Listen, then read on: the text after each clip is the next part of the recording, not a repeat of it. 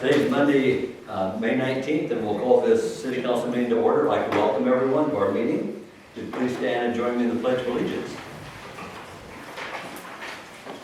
I pledge allegiance to the flag of the United States of America and to the republic for which it stands, one nation, under God, indivisible, with liberty and justice for all. Roll call, Deb. Rodney. Here. Jessica. Here. John. Kathy. Here. Harley. Brad. Here. Entertain a motion to approve today's agenda with one amendment. We'll strike agenda item number 13 from the agenda. Motion to approve with the strike. Second. Motion from Rodney, second from Jessica. Any discussion? Roll please, Deb. Rodney. Yes. Jessica. Yes. Kathy. Yes. Brad. Yes. Motion carried. Across the mayor's desk, I want to thank Riker Brindley. He's back with us. Thanks for being our videographer. And just want to mention that yesterday there was a delegation of Minnesota Hungarians that came to Algona, and we ceremoniously placed a wreath at the Louis Kossuth statue, again at the courthouse. And they shared with us that there are 3 full-size statues of Louis Kossuth in the United States. One's in New York City, one's in Cleveland, Ohio, and the other is right here in Algona, Iowa. And there's also a bust of Louis Kossuth in the Capitol building at Washington, D.C. So we later then visited the Kossuth County Historical Museum and reviewed the Hungarian artifacts that are on display there. So it was an enjoyable afternoon. So that's all I have. Council have anything they'd like to share? Okay, hearing none, we'll move to an update from the city administrator. There's a few announcements on positions that we have opened. So we are currently accepting applications for patrol officers with the police department, as well as for a part-time library clerk, as well as a full-time cemetery superintendent. So those applications, the first round of review will be May 21st, but open until 3rd on all of those. So the information, we've been running that in the paper, KLGA, but applications and information on those 3 job openings are all posted on the city website.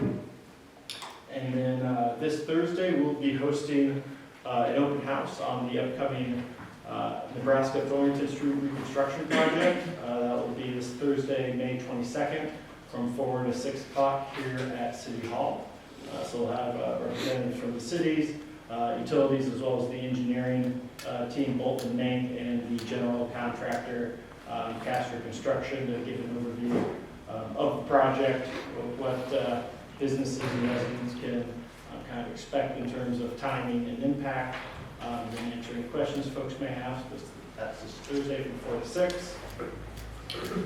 And then coming up mid-June, just a reminder that we have our all area alumni golf tournament. That is June 14th out at River Road. So you can contact the city's rec department or City Hall if you're interested in having a team on that 4-person best shot. Okay, very good, thank you. Move to agenda item number 7. This is the citizens' opportunity to address the council with any item that's not on the agenda. Is there anyone that would like to speak?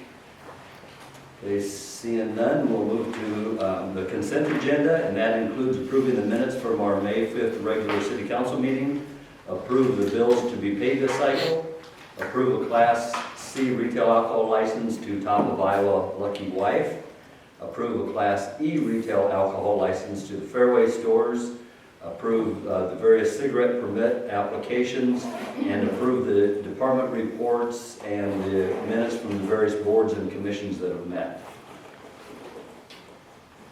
Motion to approve. Second. Motion from Rodney, second from Brad. Any discussion? Vote please, Deb. Rodney. Yes. Jessica. Yes. Kathy. Yes. Brad. Yes. Motion carried. Move to agenda item number 9, which is a public hearing. It's 5:08, and we will open this public hearing regarding proposed Algona Urban Renewal Plan. This is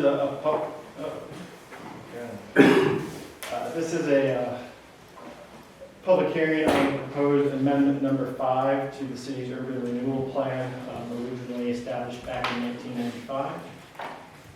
Just for a quick reference point showing our different urban renewal areas, which as you can see from kind of the shaded areas, as it's developed over time, it's the Highway 18 corridor, the downtown area, 169 South corridor, and then out in the Keep Industrial Park was an area added in 2019.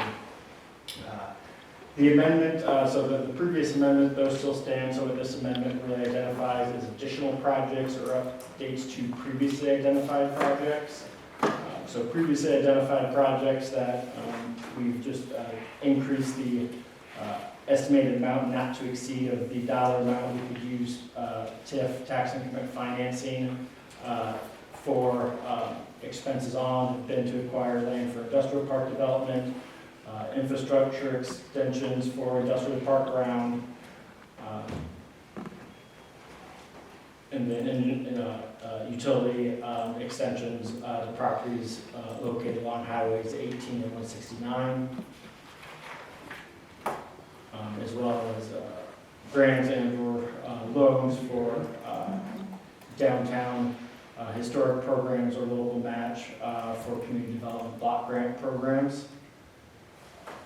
And then for other projects identified on public improvements, we basically just went through and identified kind of our commercial streets that were within that area and listed them as potential TIF projects. Doesn't mean we have to use TIF for it, but it's kind of one of those things just as a funding tool. It gives us the option that as we move toward these projects down the road, anywhere between now and 2035, if we want to, if the council determines that using TIF is in the interest of the city, we have that authority to do so. But none of these kind of public projects on North Park Drive, North Main Street, North Finn Drive, Nebraska Street, beyond what's being done this year, and then roads extending into the industrial park. None of those are in the immediate plan or have plans budgeted.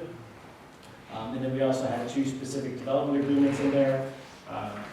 One with Kinetic Technologies to expand into the industrial park, as well as for the redevelopment of the State Street Hotel building with Arrowwood Active Aging, which is typically the funding source that the city would use for a local match if that application for the Iowa Area Development or IEDA, Community Catalyst Program is selected for grant funding.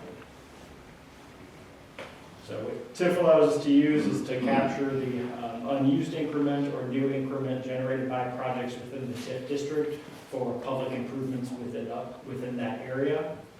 Those can either be through forgivable loans and rebate agreements with private entities or for public improvements, using that increment to pay for those or using that increment to then generate additional tax income. Has there been any public comment or? We have not Is there received any public public comment involved? in response to the notice. Okay, is there anyone here that would like to speak to this? Okay, seeing none, it's 5:12 and we will close that public hearing. And we'll move to agenda item number 10, which is also a public hearing, and we'll open that, and it's 5:12. This is a public hearing regarding proposed fiscal year 2025 budget amendment. We try our best to do our budget, but it's pretty typical that you always have at least one budget amendment at the end of the year, just to reflect kind of the actuals and then adjust for kind of timing and how things are going to hit the fiscal year books. So this amendment includes a revenue increase of approximately $6.8 million, as well as an expense increase of $6.8 million, bringing our total revenues to $32,172,000 and change, and total expenses to $31,684,000 approximately. So the amendments include transfers for capital projects, for utility shares on those, as well as to close out project costs on some mill and overlay projects that got pushed into this year. Some expenses for parks and cemetery, but the kind of most significant is the sewer on the expense and revenue side, and that's just to reflect our actuals on our SRF drawdown loan for the construction project that's going out there on, what we, that works on a reimbursement basis, so we reflect what we're going to have for those fiscal year expenses.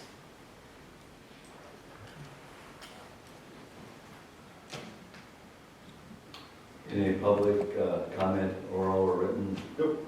Okay. Is there anyone here that would like to speak concerning this agenda item? Okay, seeing none, it's 5:14 and we will close that public hearing. We'll move to new business, agenda item number 15, and this is a resolution adopting our, the Algona Urban Renewal Plan.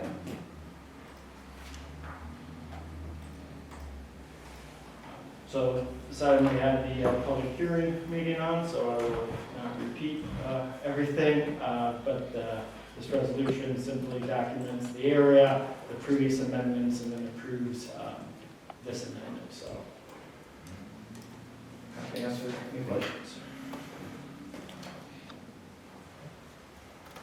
Motion to approve the resolution adopting the Algona Urban Renewal Plan. Second. We have a motion from Rodney, second from Kathy. Any discussion? Vote please, Deb. Rodney? Yes. Jessica? Yes. Kathy? Yes. Brad? Yes. Motion carried. Agenda item number 12 is a resolution adopting the 2024-25 budget amendment that was in the public hearing. Same thing, nothing to add other than what was shared during the public hearing. Okay.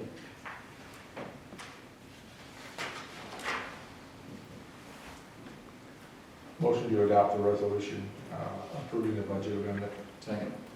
Motion from Rodney, second from Brad. Any discussion on this? Do these have to be done early enough for like auditing purposes? You know, or these, They have to be done by April 30th, or May 30th. okay, you know what it is for auditing purposes. Okay. Thank you.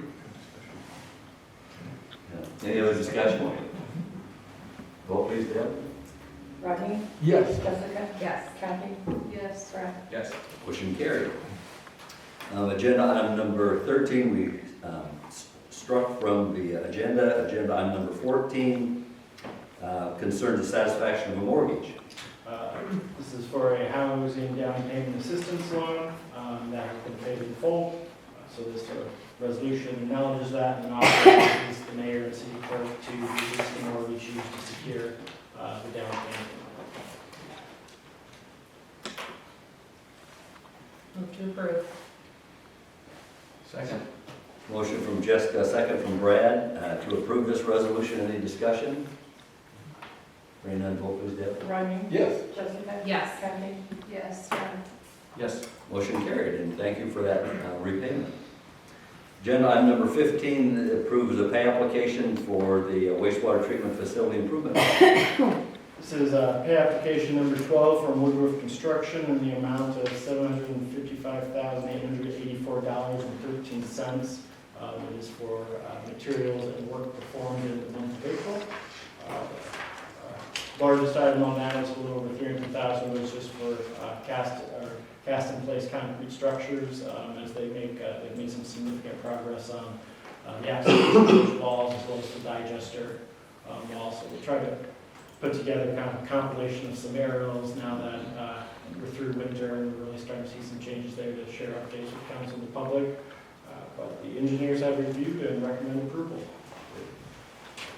So kind of on track lines, we're pretty good. Even.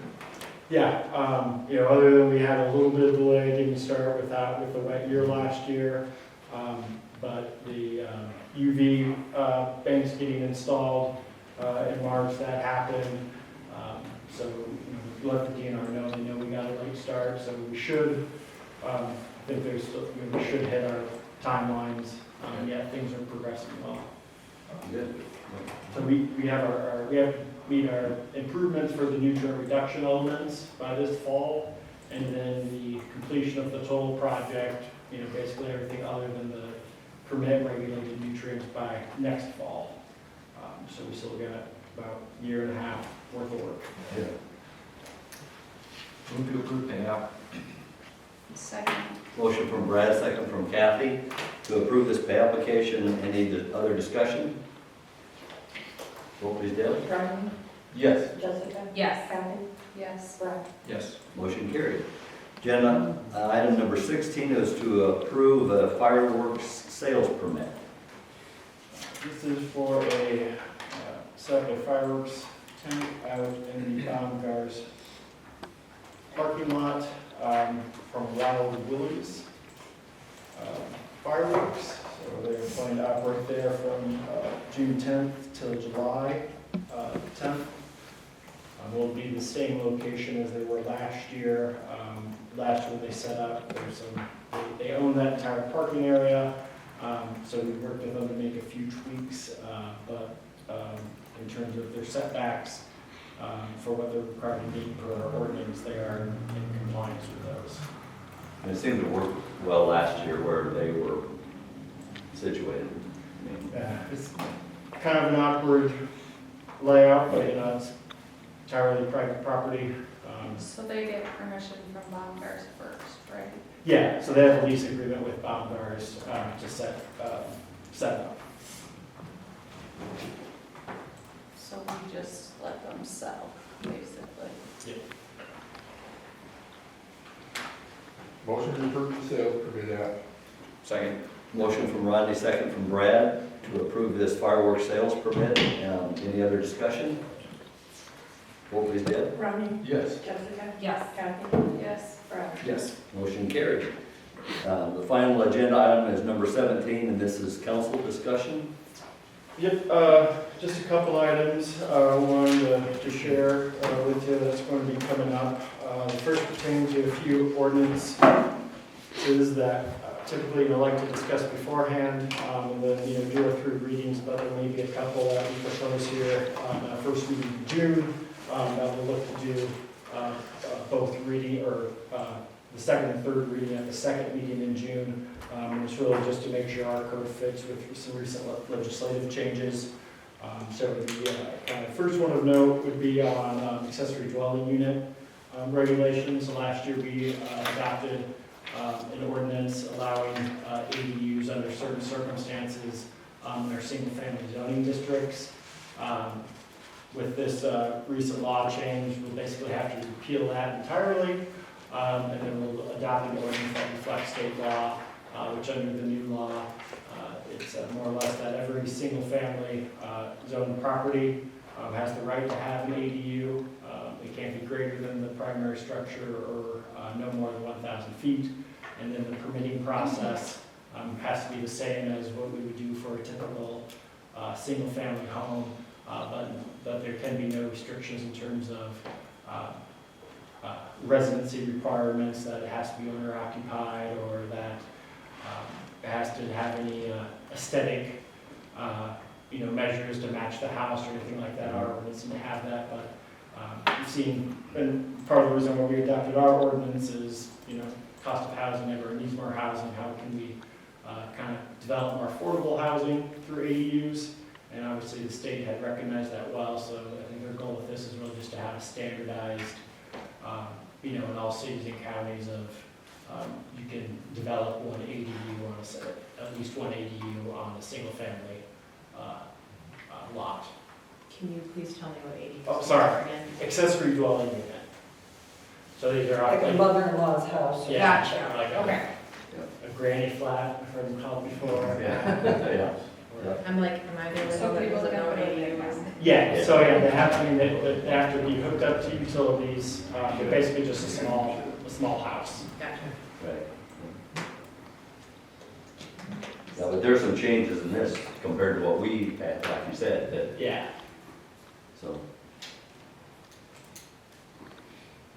So that will be one that we're working on and will be coming through. So we have to let people have them, basically. Yep. Which we did before, but It was, maybe But this only in is just a certain different. zoning codes and that It is the free aesthetics country, so have been people are allowed to managed. do Yeah. most things. Yeah. Don't sound so bad. No, I don't Have to mean let it like them that, I just didn't realize people had them. I don't know. I have no There's no yard, hole. so where would, I have no place to put one. Then you don't have to. But, Right. Yeah. But Now you you- can if you Now you want. have the right. They still have to, you know, so things like setbacks, things like that, they still have to, you know, comply with. But, you know, in terms of, there basically can't be any more regulations, more, you know, onerous or burdensome than what we'd have on, you know, permitting a standard single-family home. So do you think we could see people putting up like those tiny houses potentially? Yeah, yeah, I mean, that, and that's kind of I mean, because you can go up to 1,000 feet, which is, you know, still a decent size, but yeah, there's a lot of ADUs that will, you know, be a studio or a one-bedroom, that, you know, or anywhere from, 5 to 800 square feet. So, yeah, it'd be, yeah, certainly would like to see people pursue that.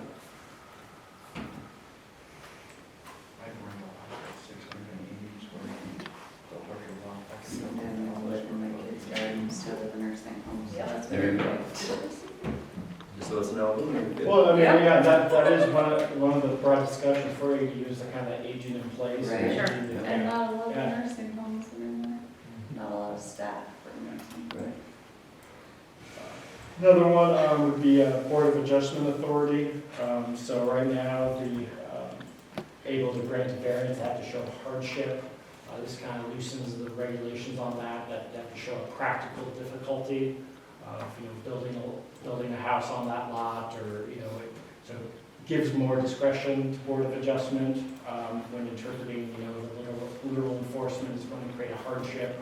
This now kind of broadens up to it's a practical difficulty. So this, again, kind of aligns, we don't have to replace this one, but one of the things this legislative change will hopefully address is a couple of years ago when we did our ordinance allowing for flexibility in setbacks, where if you're, you know, in an older part of town that, you know, you don't have to abide by the new setbacks, you can align with the rest of the neighborhood, you know, because the lots aren't, you know, sized correctly. So this would be the type of thing that would, you know, Board of Adjustments would be able to use this standard for to provide more flexibility in granting variances. And then a couple that have passed, the House and the Senate are on the governor's desk, but had not signed them as at least as of Friday. One relates to consumer fireworks regulations. So our current city code prohibits the use of consumer fireworks within city limits unless you get a permit from the city, you know, for like a display or something like that. So this legislative change now requires that cities are restricted from prohibiting the use of fireworks on July 3rd, July 4th, and December 31st. So we're working on an ordinance amendment that, assuming we still want to prohibit them the other 362 days of the year, basically just say they're prohibited except for days otherwise allowed by state law. And then the Open Meetings and Records Act.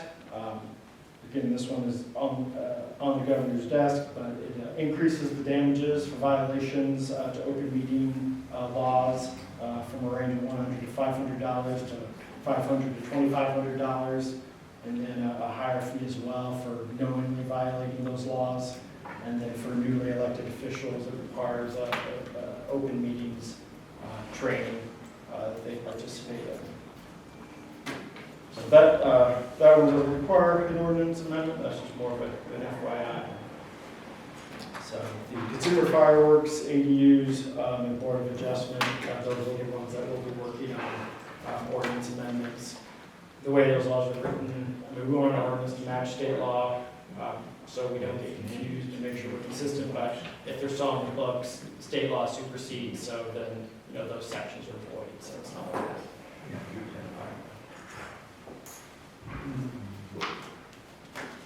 Out of, you know, in violation of the law by still having those, state law still supersedes, but just give us that.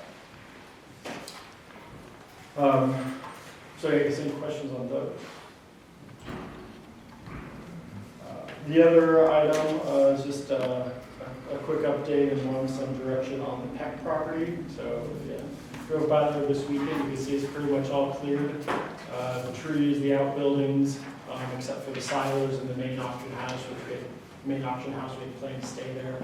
And we'd have some discussion on the silos. If you want to keep those, if we don't, right now, I've had kind of held them, wanting council a chance to kind of formally weigh in. But we have been, kind of after we started looking at the structural, what we're using for, do we want to keep kind of the second wave of due diligence? We checked with our insurance provider, ICAP, who they're still waiting for confirmation from their underwriter. But what they informed us is that they're pretty darn certain that our liability coverage would not cover those silos. So in that case, definitely, there's not a question. So, other than actually getting that in writing from the underwriters that they're waiting on, they were almost certain that those wouldn't be covered. Did we check the structure, I mean, were we able to at all? I mean, They would require some work. you can kind of tell they would, Yeah. in some cases. But we're like, well, do we want to at least keep them and then decide later if they need to go? But we hope to have that answer by today. I guess with that in writing. But it sounds like we'll probably get that formal answer later this week, so we'll plan to proceed with taking them down.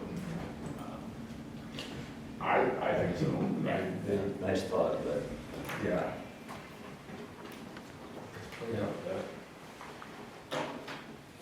And this is We can have a meeting if there's piece of any more artwork if business. we'd like to commemorate them or something.